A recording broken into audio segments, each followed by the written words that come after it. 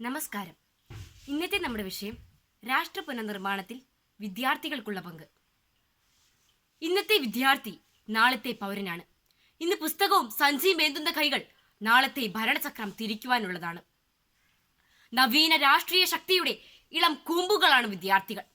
രാഷ്ട്രത്തിന്റെ അവിഭാജ്യ ഘടകമാണവർ. അവരുടെ വളർച്ചയും തളർച്ചയും ഭാവി രാഷ്ട്ര സംവിധാനത്തെ സാരമായി ബാധിക്കും. അതിനാൽ കരുത്തുറ്റ രാജ്യസ്നേഹമുള്ള ഒരിളം തലമുറ വളർന്നു വരേണ്ടിയിരിക്കുന്നു.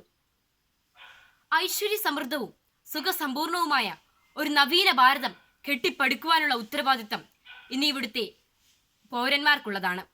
ശിഥിലീകരണ പ്രവണതകളും വർഗവിദ്വേഷവും ജാതി ചിന്തയും മതമാത്സര്യവും വെടിഞ്ഞ് ഒരേ ഒരു ഇന്ത്യ, ഒരൊറ്റ ജനത, നമുക്കൊരേ ലക്ഷ്യം എന്ന മുദ്രാവാക്യത്തോടുകൂടി തോളോട് തോൾ ചേർന്ന് നാം പ്രവർത്തിച്ചാലേ നമ്മുടെ രാജ്യം ക്ഷേമസമ്പൂർണമാവുകയുള്ളൂ.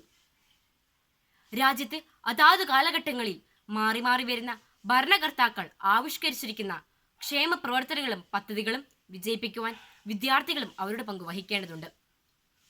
രാജ്യത്തിന്റെ ഖജനാവിനെ ശോഷിപ്പിക്കാതെ നിക്ഷേപത്തിലൂടെ അതിനെ എന്നും സമ്പൂർണമാക്കി നിലനിർത്തേണ്ടത് പൗരന്മാരുടെ കടമയാണ്.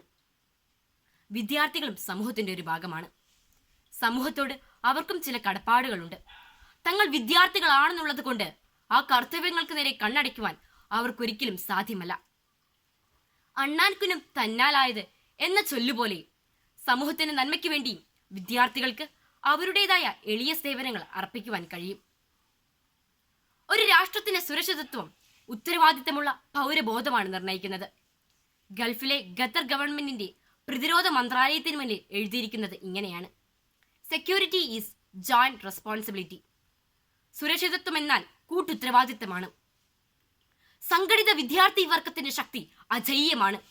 അത് നമ്മുടെ രാഷ്ട്രത്തിന്റെ ക്ഷേമ പ്രവർത്തനങ്ങൾക്ക് വേണ്ടി വിനിയോഗിക്കുകയാണെങ്കിൽ നമ്മുടെ രാജ്യം അഭിവൃദ്ധിയുടെ ഉന്നത തലങ്ങളിലെത്തും.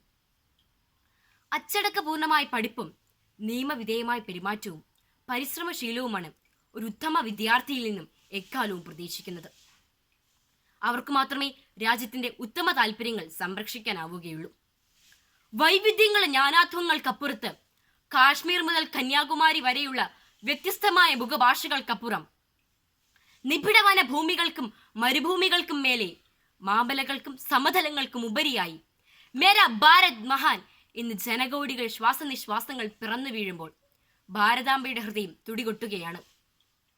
അമ്മയുടെ നന്മയ്ക്ക് നിർഭയം അഭയം നൽകുന്ന ഒരു തലമുറയുടെ ദേശബോധം ദിശ നിർണയിക്കുന്ന നവയുവ ഭാരത ചേതനങ്ങളിലാണ് ഈ രാഷ്ട്രത്തിന്റെ പുനർനിർമ്മാണം പൂർത്തിയാകുന്നത്.